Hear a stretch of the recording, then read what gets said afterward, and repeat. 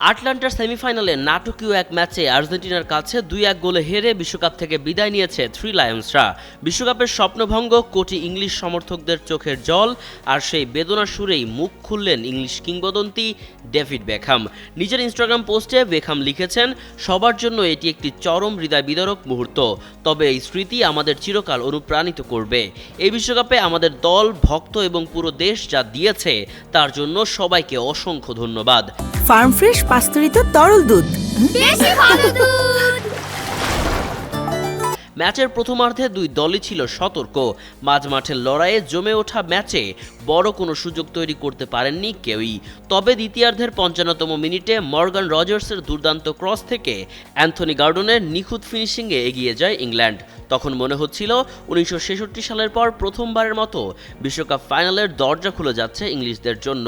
কিন্তু এরপরই বদলে যায় ম্যাচের চিত্র। আর্জেন্টিনার একের পর এক আক্রমণ ঠেকাতে ব্যস্ত হয়ে পড়েন জর্ডান পিকফোর্ড।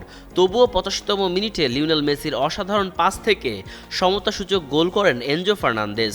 আর যখন ম্যাচ অতিরিক্ত সময়ে যাওয়ার অপেক্ষায়, ঠিক তখনই মেসির জাদু।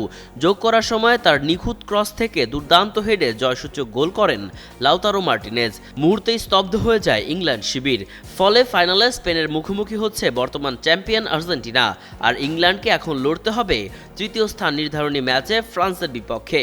স্বপ্ন ভেঙেছে, কিন্তু বেকহামের ভাষায় এই দল ও তাদের লড়াই ইংল্যান্ডকে অনুপ্রাণিত করেই যাবে।